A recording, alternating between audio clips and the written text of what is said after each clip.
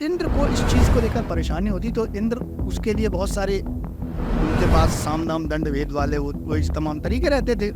तो जो उनका बड़ा कारगर तरीका होता था, उनके पास दुनिया की सबसे सुंदर स्त्रियां होती थी, तो उन अप्सराओं को भेज के किसी तरीके से सेवा भाव से कुछ भी करके उनका जो तपस्या है भंग कराते, मतलब काम में विघ्न डालते। नमस्कार मनोज जी। नमस्ते, नमस्कार।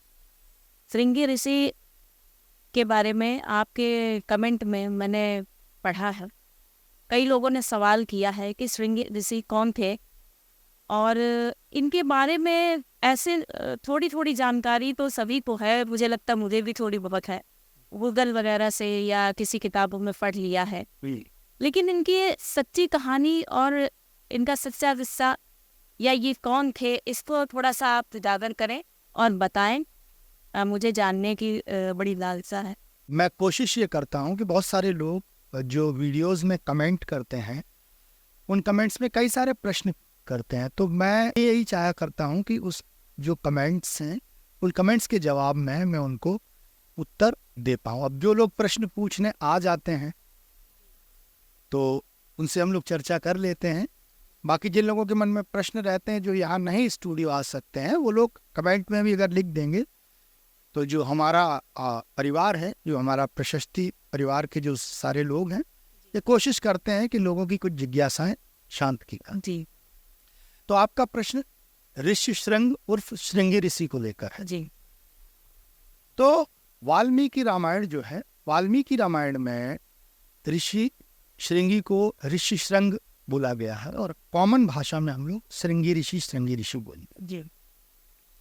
हुआ ये कि जो मरीच थे, मरीच के पुत्र हुए ऋषि कश्यप, उनके एक पुत्र हुए विभांडक। विभांडक मुनि, उनको विभांडक मुनि बोला।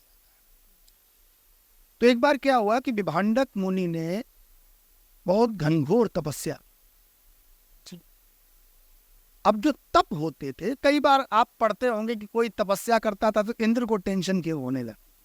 तपस्या दरअसल रिसर्च हुआ करती किसी भी इच्छा को लेकर, जैसे किसी को जहाज बनाना है, तो वो अपने काम में इतना लीन, इतना भोजन पानी छोड़ के लग जाता था, तो वो जहाज बनाने लगा। किसी को मिसाइल बनाने, जैसे अभी परमाणु परीक्षण कर रहा है नॉर्थ कोरिया, तो अमेरिका को चिंता होती है। इराक ने, सद्दाम हुसैन जब थे, तो परमाणु हथियारों के नाम पर पूरे इराक पर अटैक कर दिया था।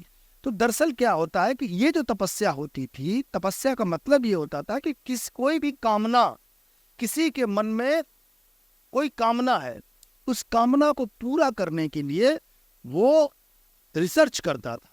और रिसर्च का मतलब ये होता था कि वो प्रकृति से अपना संबंध जोड़ देता था। तो जब प्रकृति से उसका संबंध जुड़ जाता था, तो कोई ना कोई जो उस चीज का जो देवता होता था, जिसके पास वो संग्रह होता था, वो उसको देना पड़ता था। जी।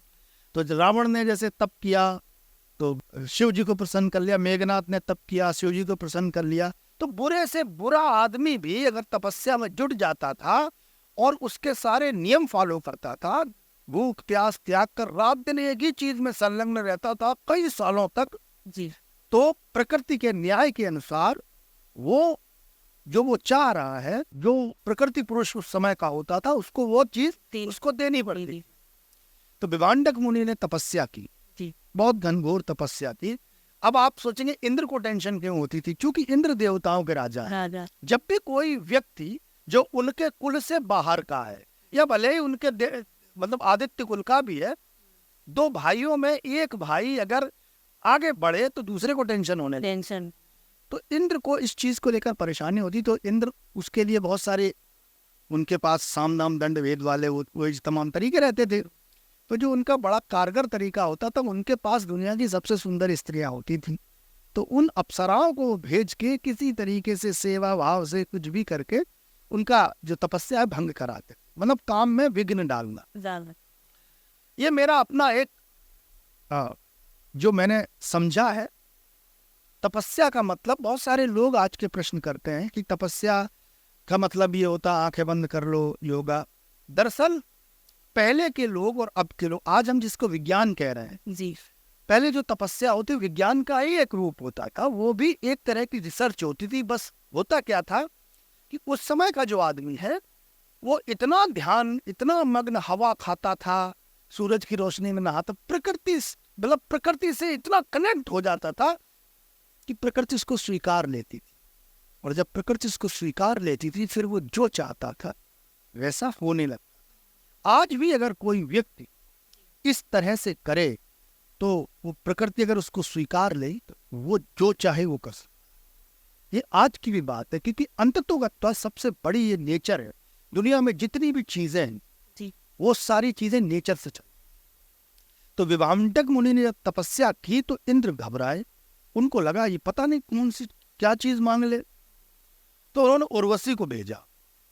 उर्वशी आई, उसने तमाम तरह से विभांडक मुनि की तपस्या भंग करने की कोशिश की और अंततोगत्वा वो अपने काम में सफल हो गए और उनसे विवाह कर लिया विभांडक मुनि से, और साथ रहने लगे।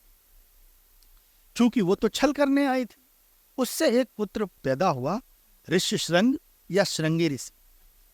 ये विभांडक के पुत्र थे। पुत्र जब पैदा हो गया तो चूंकि वो इंद्र के आदेश से आई थी तो उसको तो जल्दी से जल्दी निकलना था। एक दिन वो स्वर्गलोक से विभांडक मुनि उसके प्रेम में बहुत बुरी तरह से डूबे हुए थे और वो एक तरह से आजकल की भाषा में जिसको कहते हैं बेवफा, ठुकरा के मेरा प्यार तू मेरा इंतकाम देख। तो जब उर्वशी चली गई तो विभांडक मुनि को औरत जात से नफरत हो।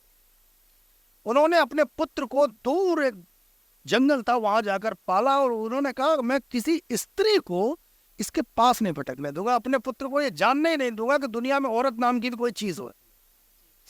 इतना एकांत में विभांडक मुनि ने ले जाकर अपने पुत्र को पाला।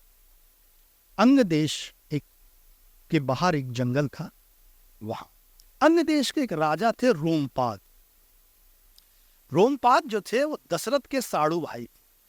जो कौशल्या की बहन थी वर्षणी उनके पति थे। कौशल्या और दशरथ से एक पुत्री हुई जो राम से भी पहले हुई थी। सबसे पहले एक पुत्री को जन्म दिया जिसका नाम था शांता। एक बार वो रोमपाद और उनकी पत्नी अयोध्या आए, उनके भी कोई बच्चा नहीं था, तो उन्होंने अपनी व्यथा अपने साड़ू भाई दशरथ जी से कही। तो कौशल्या और दशरथ उनके दुख को देखकर इतने विचलित हो गए कि उन्होंने अपनी जो पुत्री थी वो उनको दान कर दी। तो वो पुत्री अंग देश में रोमपाद के यहाँ प्रगट। अब दशरथ के कोई बच्चा नहीं बचा। अच्छा, दशरथ आश्वस्त थे कि मेरे तो कोई ना कोई बच्चा हो ही जाएगा, और फिर उनको पुत्र की उत्पत्ति नहीं हुई। तो दशरथ परेशान हुए और परेशान होकर उन्होंने अश्वमेध यज्ञ और पुत्र कामेष्टि यज्ञ ये करने का प्रोग्राम बनाया। ये करने का मतलब उन्होंने तैयारी। तो जो उनके पुरोहित थे वशिष्ठ मुनि, उन्होंने बताया कि तुम यज्ञ तो करो, लेकिन ये यज्ञ सफल तभी होगा जब श्रृंगी ऋषि जो है ऋषि श्रृंग आकर इसके यज्ञ करता बने। पुत्र कामेष्टि पुरोहित का जो यज्ञ करता होता था, यज्ञ करता बने। तो अब वो आए कैसे, क्योंकि वो तो जंगल में रह रहे हैं और उनको स्त्री जात से नफरत है। तो उन्होंने ये बात रोमपाद जी से कि ऐसा मुझे पता चला है कि अगर ऋषि श्रृंग आकर मेरा यज्ञ कराएंगे तो ही यज्ञ सफल है। उसके लिए जरूरी है कि उनको लाया जाए पहले जंगल से बाहर। तो ये हुआ कि जो सर्वांग सुंदरियां स्त्रियां थी, जो उनके पिताजी पर फार्मूला लागू किया गया था, उसी तरह से मिलता जुलता फार्मूला श्रृंग ऋषि पर अप्लाई किया गया। तो वो तमाम सारी जो औरतें थी बड़ी खूबसूरत सुंदर अप्सराएं जंगल में एक कोने पर जाकर रहने लगी। बढ़िया संगीत वाद्य यंत्र लेकर गई, इत्र लेकर गई, फूलों का बड़ा सुंदर उन्होंने वहां जगह बनाई और आनंद से रहने। एक दिन श्रृंग ऋषि ने वो स्वर सुने, नाद सुना, तो टहलते हुए निकले। उन्होंने इतनी सुंदर सुंदर स्त्रियां इतने सुंदर वेश में पहली बार देखी थी, तो वो उनकी आंखें एकदम से फैली रह रही। तो उन्होंने पूछा कि तुम कौन हो? तो उन्होंने बताया कि हम जो है अपना संगीत गायन और ये करते हैं, स्त्रियां हैं और आनंद में अपने रह रहे हैं। तो उन्होंने कहा कि आप चलो मेरे आश्रम में, मेरा आश्रम देखने चलो। वो लेकर गए बड़ा अच्छा उनको महसूस हुआ उन स्त्रियों के साथ, अपना कंदमूल फल खिलाए। लौट के जब श्रृंगी ऋषि उनके यहाँ आए थे तो उन्होंने वो मिठाइयाँ वगैरह उनको खिलाई, तो जिसका स्वाद उन्होंने पहली बार चखा, बहुत मेवा मिष्ठान लेकर गए। तो वो एक तो सुंदर सुंदर स्त्रियां, फिर इतना सुंदर भोजन, इतना स्वादिष्ट भोजन। तो उन्होंने कहा कि आप मेरे यहाँ भी चलिए। तो वो अपने यहाँ लेकर गई, उन्होंने उनको कंदमूल खिलाया। तो स्त्रियों ने बड़ी प्रशंसा की। फिर उनको लगा कहीं विभांडक मुनि आ न जाए, तो वो जो स्त्रियां थी वो चली आए। अब जब वो चली आए तो अगले दिन ऋषि श्रृंग को उनकी याद आने लगी कि कल इतना बढ़िया, ये तो क्योंकि वो एकदम एकांत जीवी थे, उन्होंने कभी दुनिया देखी नहीं थी। तो जो सौंदर्य है और जो स्वाद है, सांसारिकता है, वो कहीं ना कहीं उनके अंदर प्रवेश करने लगे और वो चक्कर काटते हुए 2-3 दिन में फिर घर आ गए। तो विस्तार से वार्ता हुई, तो उन्होंने कहा कि आप हमारे यहाँ चलो। और वो जो है स्त्रियां उनको लेकर महाराज रोमपाद के यहाँ आ गई। और रोमपाद के यहाँ जब इन्होंने महल वहल और सारी, अब बड़ी खुशामद, बड़ी सेवा उनकी की गई। और बुलाकर, जो शांता थी वो अभूतपूर्व सुंदरी थी, तो जब दिखाई शांता और उन्होंने कहा कि मैं अपनी पुत्री का विवाह तुमसे करना चाहता हूँ, और ये वचन दिया कि जो कुछ आपके पिता के साथ हुआ वैसा कभी नहीं होगा। मैं जो है ये वचन देता हूँ कि पूरे आजन्म ये तुम्हारे साथ है। इस तरह से उनको बहुत तैयार करके श्रृंगी ऋषि को उन्होंने मनाया, यानी एक तरह से वो भगवान श्री राम के बहनोई हुए। बाद में फिर वो अपनी पत्नी को लेकर अयोध्या आए, और अयोध्या में सरयू से कुछ दूरी पर उत्तर दिशा में जो यज्ञ वेदी तैयार की गई, वहां पर ये यज्ञ संपन्न हुआ। और उस यज्ञ में जो खीर प्राप्त हुई, उस खीर से, वो कहानी तो सबको पता है। तो ये थे ऋषि श्रृंग, और ये था इनका योगदान कि भगवान श्री राम और उनके भाइयों को उत्पन्न कराने में, पैदा कराने में ऋषि श्रृंग का बहुत बड़ा योगदान। बहुत अच्छा, बहुत धन्यवाद मनोज जी। बहुत बहुत